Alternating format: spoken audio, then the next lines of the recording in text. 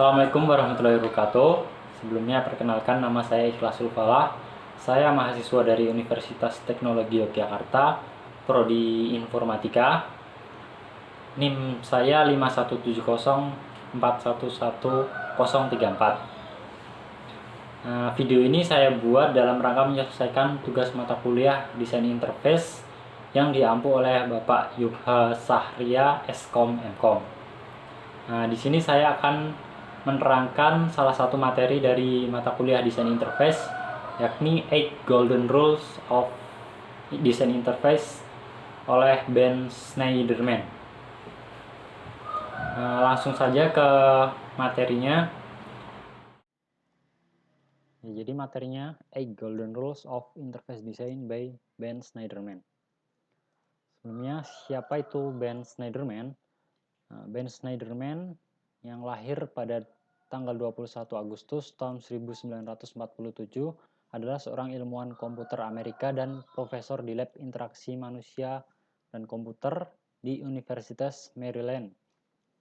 Karyanya sebanding dengan pemikir desain kontemporer lainnya seperti Don Norman dan Jacob Nielsen.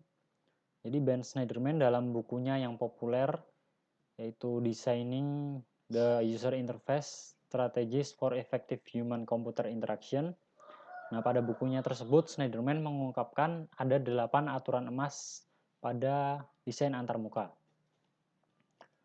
Nah, jadi ini adalah ke-8 aturan tersebut. Yang pertama ada strive for consistency. Kemudian yang kedua ada enable frequent users to use shortcuts. Kemudian yang ketiga ada offer informative feedback. Lalu ada support internal locus of control. Untuk aturan yang kelima yaitu design dialog to yield closure.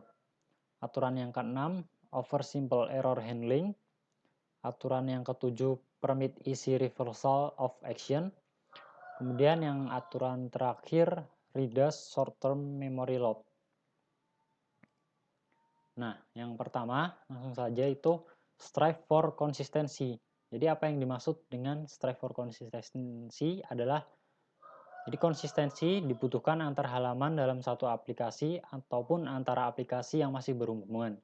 Gunanya adalah supaya user, terutama pengguna baru, tetap dapat mengenali halaman yang dilihat masih dalam lingkup atau masih memiliki hubungan dengan aplikasi yang digunakan. Dengan demikian akan membuat nyaman dalam mengeksplorasi aplikasi tanpa takut berpindah aplikasi. Jadi untuk strive for consistency ini, developer harus konsisten dalam mengembangkan sistem mereka. Misalkan dalam hal warna, jadi sebagai contoh dalam website, warna itu harus konsisten, tidak boleh ada terlalu banyak warna.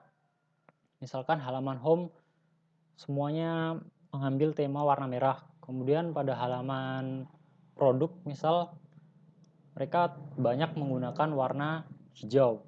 Jadi kesannya user berpindah ke website lain, padahal masih dalam website yang sama. Begitu. Sama halnya dengan font, kemudian tata layout. Itu pada strive for konsistensi ini harus konsisten. Tidak boleh berbeda-beda antara aplikasi atau antara halaman. Kemudian untuk aturan yang kedua, enable frequent users to use shortcuts. Nah, jadi ini juga sangat penting. Kenapa? Karena ini memberikan user pengunjung website kita shortcut untuk informasi-informasi yang dibutuhkan.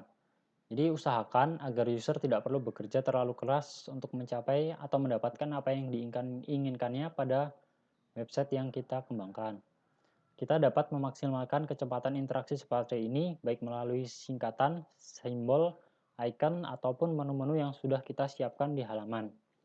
Jadi misalkan user dari halaman home masuk ke halaman produk pada e-commerce. Kemudian ketika user ingin kembali, sebaiknya disediakan tombol back.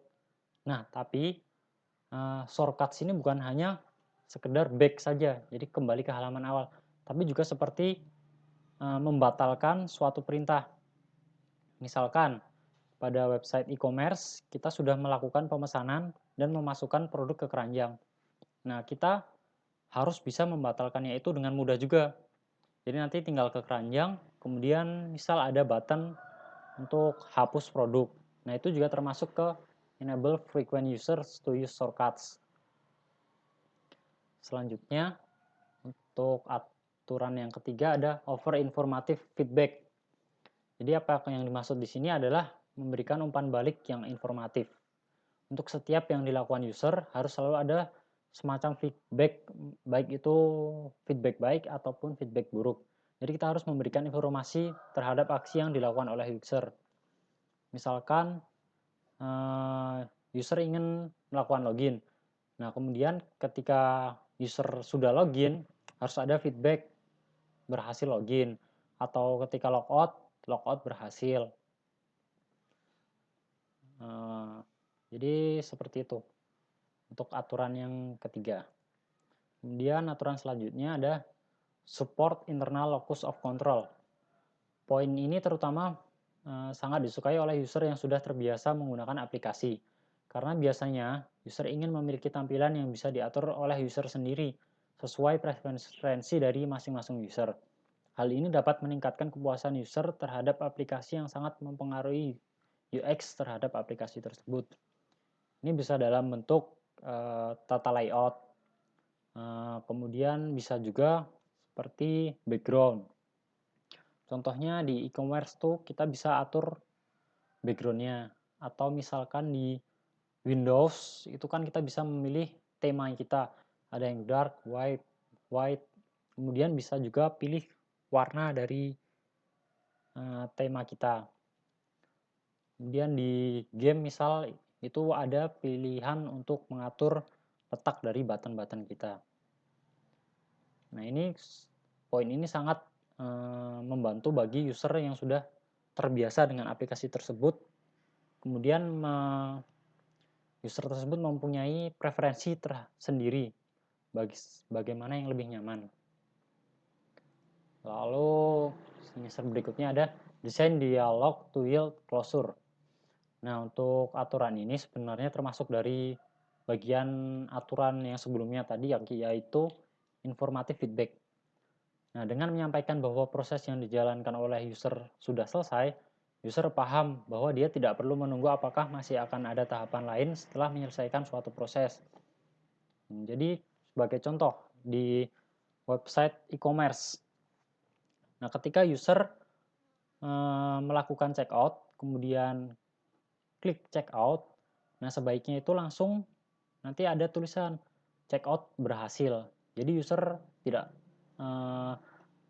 berpikir ini prosesnya udah selesai atau belum. Seperti itu. Untuk contoh-contoh lain juga sama. Jadi setiap ada kita melakukan proses yang penting, apabila proses itu sudah selesai,